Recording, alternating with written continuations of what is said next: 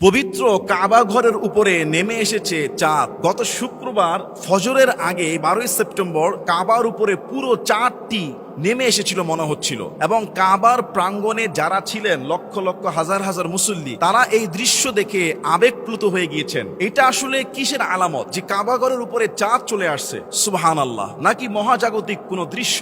এটা আসলে সৌদি আরবের যে জেদ্দা অ্যাস্ট্রোনমি যে সোসাইটির প্রধান, তিনি নিজেও বলেছেন এটা কোনো কাকতালীয় ঘটনা নয়, এইটা হলো যে বর্তমানে যে জ্যোতির্বিজ্ঞানের যে গতিপথের যে নির্বলতা তার একটা সাক্ষ্য প্রমাণ। আমরা দেখিয়েছি যে এটা আরব নিউজ সহ গোটা পৃথিবীতে মানুষকে আশ্চর্য করেছে এবং মানুষ দেখে আশ্চর্য হয়েছে, এবং সৌদি আরবের মক্কার সামনে যারা নামাজ পড়তেছিলেন তারাও এই দৃশ্য দেখে, এক কুদরতি অলৌকিক দৃশ্য দেখে তারাও তাদের হৃদয় থেকে আবেগপ্লুত হয়ে গিয়েছিলেন যে কাবাগরের উপরে এইভাবে চাঁদ সরাসরি একেবারে মনে হচ্ছে যেন ঠিক আবার উপরে চাঁদটা নেমে এসেছে। এবং এই ঘটনা কিন্তু গত শুক্রবার জুমাবার 12 সেপ্টেম্বর ফজরের পূর্বের ঘটনা। তো অ্যাস্ট্রোনমি সোসাইটির প্রধান তিনি বলেছেন এই চাঁদের গতিপথ, এই চাঁদ 7 সিস্টার 7টি তারাকে অতিক্রম করবে, কিছু সময়ের জন্য তারাগুলো নিভে যাবে এবং এই চাঁদ সেখান থেকে অতিক্রম করবে। সুন্দর এই দৃশ্য, এটা আজকের বর্তমান জ্যোতির্বিজ্ঞানীর যে পরীক্ষা, তাদের যে আবিষ্কার, চন্দ্র গ্রহের যেই পথ, এই কক্ষপথকে আরো নির্ভুল গণনার একটা মেসেজ দেয়। কেননা আমরা মুসলিমরা যে নামাজ পড়ি, কেবলাকে নির্ধারণ করি কাবার উপরে, সেই চাঁদের দ্বারা আমাদের যে কেবলার এটা যে নিখুঁত একটা সাইড রয়েছে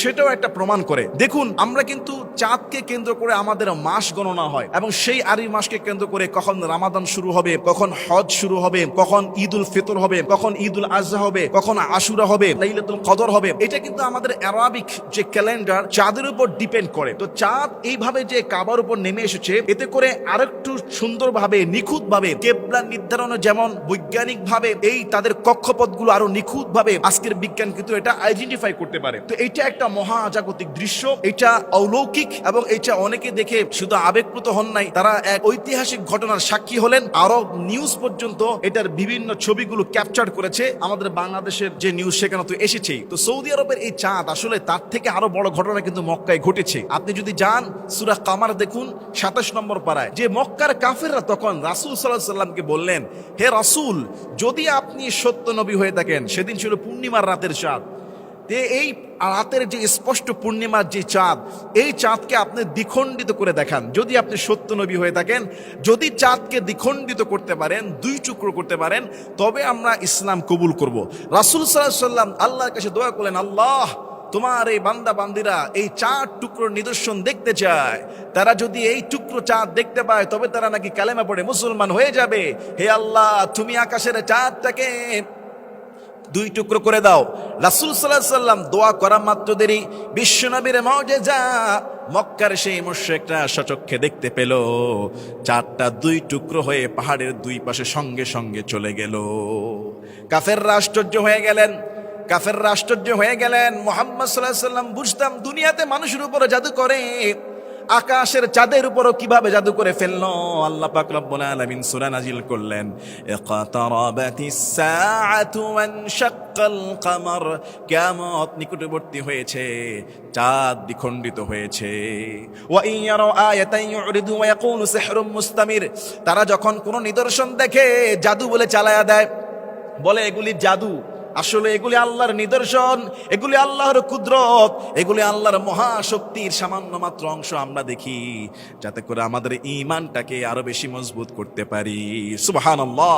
এই যে মক্কার, সেই মক্কার কাফেররা, তাদের যে ঘটনা আজব পর্যন্ত কিন্তু কোরআনে আছে, তারা সেই নিদর্শনকে জাদু বলেছে। এখন অনেকে বলতে পারে, হুজুর কাবার উপরে চাঁদ আসছে, এটার আহামরি কি ঘটনা? ভাই, ঠিক কাফেরদেররাও এরকম বলেছিল, চাঁদ 2 টুকরা হয়েছে, এটা মুহাম্মদ সাল্লাল্লাহু আলাইহি সাল্লাম মনে হয় আমাদের চোখকে জাদু করে ফেলেছে। মক্কায় যারা অবস্থিত, তখন কেউ কেউ বলল আমাদেরকে জাদু করেছে। মক্কার বাইরে যারা, তারা তো জাদুগ্রস্ত হওয়ার কোনো সম্ভাবনা নাই। তখন মক্কার বাহিরের কাফেলা, ব্যবসায়িক কাফেলা যখন মক্কায় আসলো, তারাও পর্যন্ত সাক্ষ্য দিল, অমুক দিন অমুক দিন অমুক জায়গায় রাতের বেলা আমরা দেখলাম চাঁদটা 2 টুকরো হয়ে গিয়েছে। আল্লাহু আকবার। রাসূল সাল্লাল্লাহু আলাইহি সাল্লামের নবুয়ত সত্য, রিসালাত সত্য, কোরআন সত্য, চন্দ্র সত্য, সূর্য সত্য, এই কাবার উপরে চাঁদ নেমে এসেছে এটাও সত্য, প্রত্যেকটা নিদর্শন সত্য। যারা রবকে চিনে, যারা আল্লাহর সৃষ্টি নিয়ে ভাবে, তারা এক একটা ক্ষুদ্র দেখে দেখে তার ঈমানকে আরো মজবুত হয়ে যায়। আমরা তো সরাসরি এই দৃশ্যে সাক্ষী হতে পারি নাই, কাবার ওই সৌভাগ্যবান মুসল্লিরা এই দৃশ্য দেখে সাক্ষী হয়েছে যে কিভাবে কাবার উপরে চাঁদ নেমে এসেছে। আর চাঁদ এই যে চাঁদের ঘটনা আরো আগেও কাবায় ঘটেছে, চাঁদ দ্বিখণ্ডিত হওয়া, এটা কিয়ামতের আলামত। সূরা কামারের মধ্যে খুলে দেখবেন, আল্লাহ আমাদের সবাইকে তার নিদর্শনগুলো দেখে একেবারে ঈমান আনা, বিশ্বাস করার তৌফিক দান করুন। আল্লাহুম্মা আমিন।